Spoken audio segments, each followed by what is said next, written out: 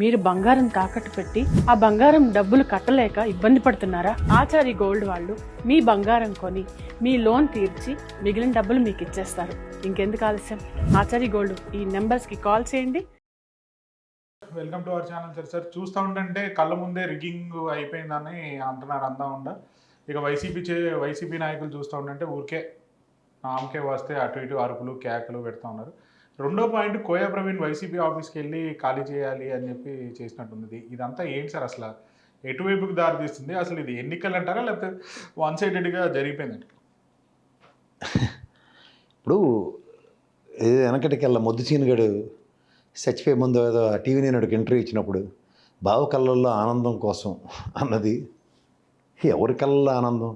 లోకేష్ గారు చంద్రబాబు గారి కళ్ళల్లో ఆనందం చూడడానికి లేకపోతే గిఫ్ట్ ఇవ్వడానికి అన్నది కుప్పం ఎలక్షన్తో కంపేర్ చేసి పులివెందుల్లో మేము కాంకర్ చేసామని చూపించడానికి ఒక ప్రయత్నం కింద దీన్ని అభివర్ణిస్తున్నారు.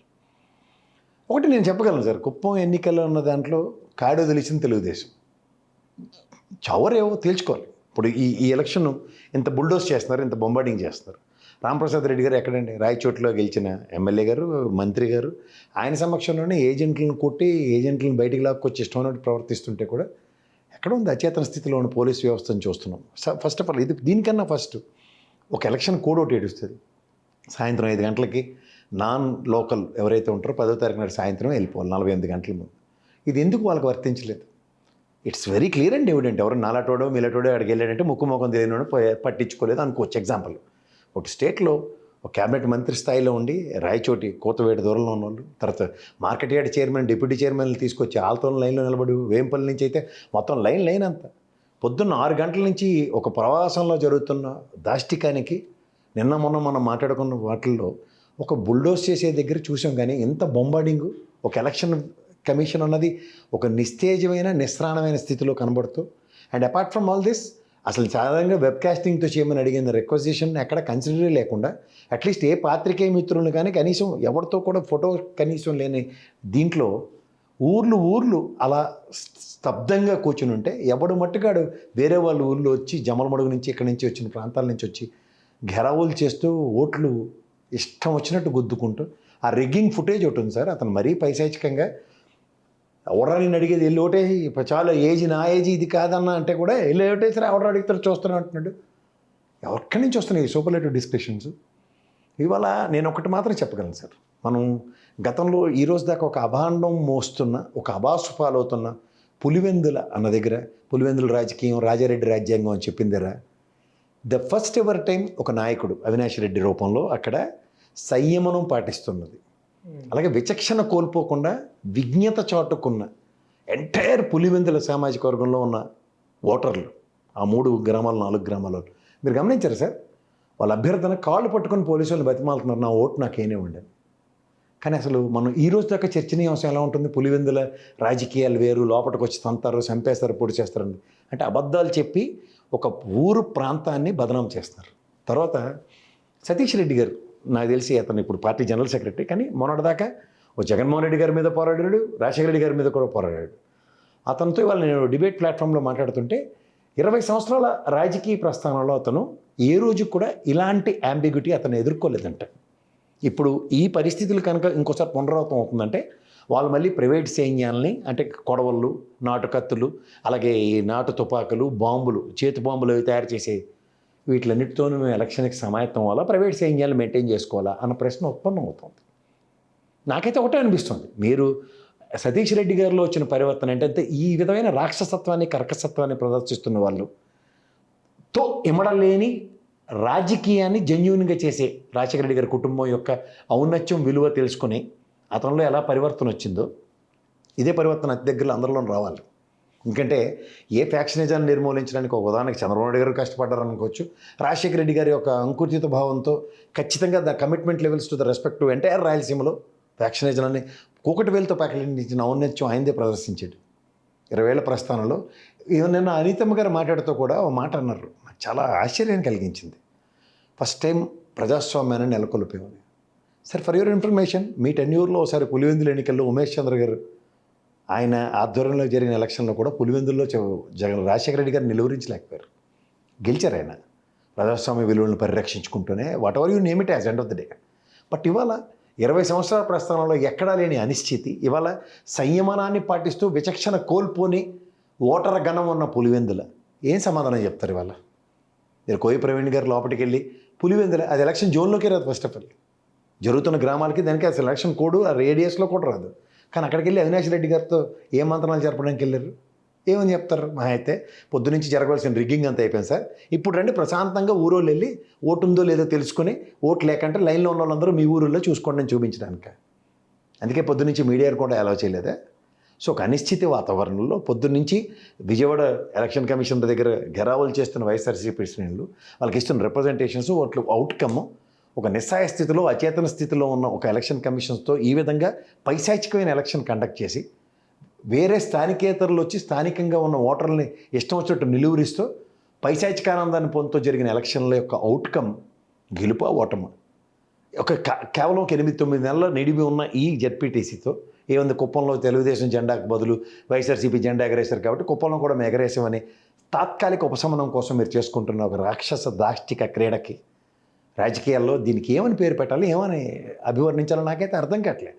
ఇప్పుడు సాధారణంగా 175 నియోజకవర్గాల్లో లేదా రేపు పొద్దున్న జరిగే పంచాయతీ ఎలక్షన్స్లో, sarpanch elections, ZPTC MPTC elections, corporate ఎలక్షన్స్లో ఏ నియోజకవర్గాలను తీసుకొచ్చి కొత్తగా ఓటర్లని లేదా కొత్తగా బుల్డోజ్ చేసే విధానానికి తెరలేపుతారు? ఒక విధంగా చూస్తే ఇవాళ స్థానికేతరులతో జరిపిన ఒక బుల్డోజింగ్ ఎలక్షన్కి దీనికి ఏ ఎలక్షన్ ఏ ప్రజాస్వామ్యాన్ని పరిరక్షించమని అభివర్ణిస్తారా? నాకు తెలిసి ఏమన్నా రేపు ఆగస్టు 15 అవార్డులు ఏమైనా ఇచ్చేస్తారా? ప్రజాస్వామ్యాన్ని కూనీ చేసిన వాళ్ళకి ప్రత్యేక రివార్డులు, స్థానికేతరులుగా మీరు ఏ ప్రాంతానికైనా వెళ్ళి రిగ్గింగ్లు చేసి ఎలక్షన్ గెలిచిన వాళ్ళందరికీ మాకు ఈ బహుమానం మీరు ఇచ్చినందుకు మొగటం లేని మహారాజులని ఏమైనా కొత్త కిరీటాలు ఏమైనా పెడతారా? ఇవన్నీ కొంచెం ఆశ్చర్యాన్ని జుగుత్సాపకరంగాను గగురుపాట పోల్చే విధంగాను అనిపిస్తున్నాయి.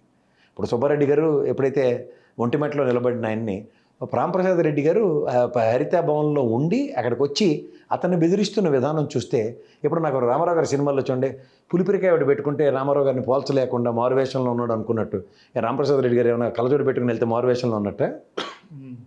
ఒక ప్రజాస్వామ్యంలో ప్రజలు ఎన్నుకున్న ఒక ప్రజాప్రతినిధి, ప్రజాస్వామ్యంలో ఒక ఎలక్షన్ కోడ్ దాని యొక్క ఆవశ్యకత అన్నీ తెలిసిన వ్యక్తి, కేబినెట్ స్థాయి మంత్రి ఉండి ఎక్కడ రాయచోటి, ఎక్కడ ఒంటిమెట్ట, ఏ ప్రాతిపదిక మీద ఉండి పోనీ వెళ్ళారు ఏదో ఎలక్షన్ క్యాంపెయినింగ్ 10వ తారీఖు దాకా 5 గంటల దాకా చేసి వచ్చారంటే నో కాంట్రడిక్షన్.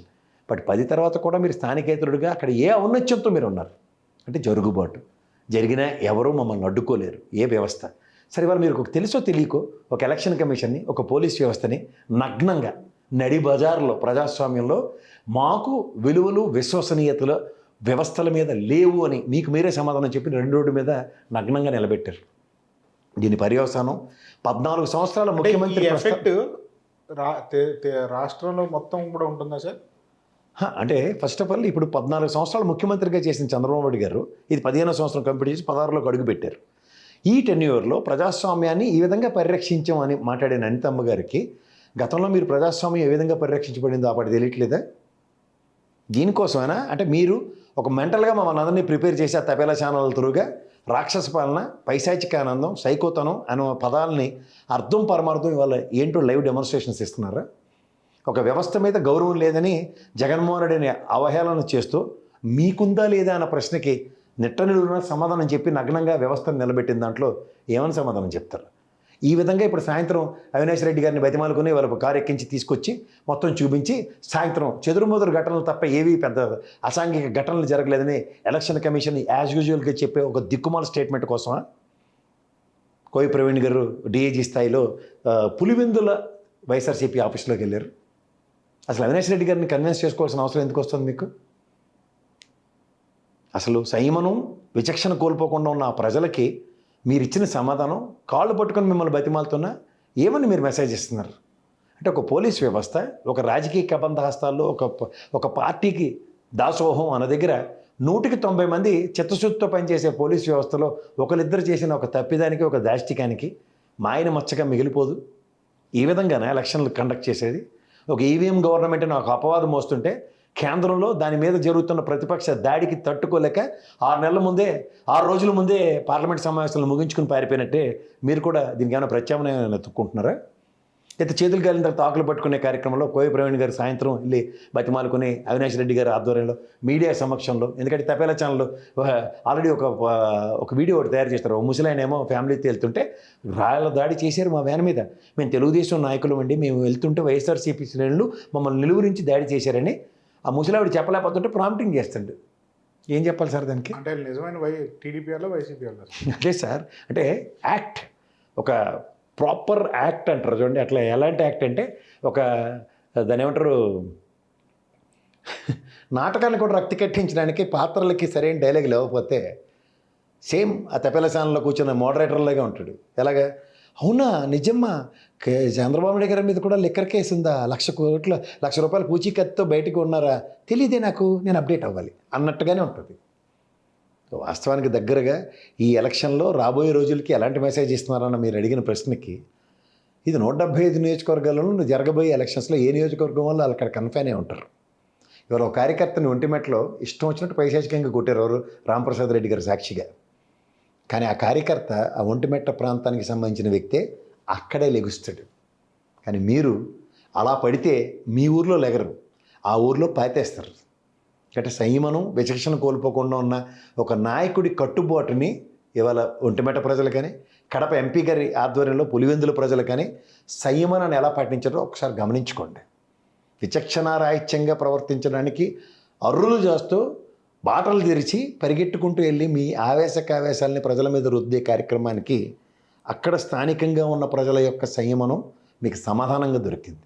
దీనికి మీరు ఎలాంటి నెరేటివ్స్ ఇచ్చినా సరే రాబోయే రోజుల్లో జగన్మోహన్ రెడ్డి అనే ఒక శాంతికామ కూడా, లేకపోతే అతను మీరు చెప్పినట్టు పులివెందుల రాజకీయాలు రాజారెడ్డి రాజ్యాంగం ప్రకారం నడుచుకునే వ్యక్తి అన్న దగ్గర ఇవాళ సమాధానం మీ నోటితో కాకుండా మీ చర్యలతో ప్రజలకు తెలిసి వచ్చేలా చేశారు. దీని అర్థం తాత్కాలిక ఉపశమనంగా మీకు ఏదో చూడండి కన్సలేషన్ ప్రైజ్ ఇస్తారు. నాకు చిన్నప్పుడు ఒకసారి రెసిటేషన్ కాంపిటీషన్లో మా Hindi madam, I can never forget in my life, 8 లైన్లు పాడాలి ఆ పద్యం. నేను ఒక 6 లైన్లు పాడిన తర్వాత నేను పద్యం మర్చిపోయాను. కానీ 6 లైన్లు నేను రిథమిక్గా పాడిన ఆ ట్యూన్ ఆవిడకి నచ్చి నాకు ఎక్స్ట్రా కన్సలేషన్ ప్రైజ్ ఇచ్చారు. అట్లాంటి కన్సలేషన్ ప్రైజ్ మీకు కూడా వస్తే ధన్యవాదాలు, తీసుకోండి. ఈ గెలుపు అనే కన్సలేషన్ ప్రైజ్ మీకు కావాలంటే ఏదో చూడండి కలికితుర ఇలాగా ఎక్కడో దగ్గర ఒక వెంట్రుక, అంటే కాకి వెంట్రుకని కూడా కిరీటంలో పెట్టుకునే అంత సామర్థ్యం మీ దగ్గర ఉన్నందుకు మీకే కృతజ్ఞతలు చెప్పుకుని రేపు ఆగస్టు 15 అవార్డులు ప్రకటించుకుని ధన్యోస్మే అనుకోండి. సరే, ఈ విజయం ఒకవేళ టీడీపీకి వస్తే రాష్ట్ర రాజకీయాలు ఎట్లా మారబోతున్నాయి, లేకపోతే అట్లాగే ఉండి ఏమన్నా యాడ్ ఆన్స్ ఏమన్నా కాబోతున్నాయి? అలా కాదండి, 3 ఎమ్మెల్సీలు 118 నియోజకవర్గాలను ప్రభావితం చేసే ఎలక్షన్లోనే వైఎస్ఆర్సీపీ ఓడిపోయి తెలుగుదేశం గెలిచిన తర్వాత ముఖ చిత్రం మారింది లేదు. అదే గెలుపు ఓటములను శాసిస్తున్న ఒక జెడ్పీటీసీతో మొత్తం రాష్ట్ర ముఖ చిత్రం మారిపోతుందంటే ఇవాళ రాష్ట్ర ఎలక్షన్స్కి ధీటుగా ఇవాళ total focus and total scenario అంతా దాని మీదే చూసేలాగా ఈ ఎలక్షన్ పెట్టడం, వాళ్ళకి దానికి తగ్గట్టుగా ఆ పాత్రలను రక్తి కట్టించే నేపథ్యంలో ఎంటైర్ పోలీస్ డిపార్ట్మెంట్ అచేతన స్థితిలో పనిచేయడం, ఎందుకంటే ఎక్కడ న్యాయ ధర్మ పరిరక్షణ జరగాలో అది తప్ప మిగిలినంత వాళ్ళు చేసిన ఔద్ధన్యం చూస్తే అలా ఔన్నత్యం యొక్క పరిపక్వత బయటపడింది. ఔదార్యాన్ని ప్రదర్శించే సామర్థ్యం ఉన్న పోలీస్ డిపార్ట్మెంట్ ఔదార్యానికి బదులు కఠినత్వాన్ని, అచేతన స్థితిని ఎప్పుడైతే ప్రదర్శిస్తూ ఉంటుందో ప్రజాస్వామ్యాన్ని ఖూనీ చేయబడుతున్న దగ్గర ప్రేక్షక పాత్ర వహిస్తున్న ఒక వ్యవస్థ కింద వివరించబడతారు తప్ప ఇవాళ శాశ్వతంగా రాజకీయ సమాధులు కట్టుకోవడానికి తెరలేపారన్నది మాత్రం ఖచ్చితంగా సుస్పష్టంగా తెలుస్తుంది.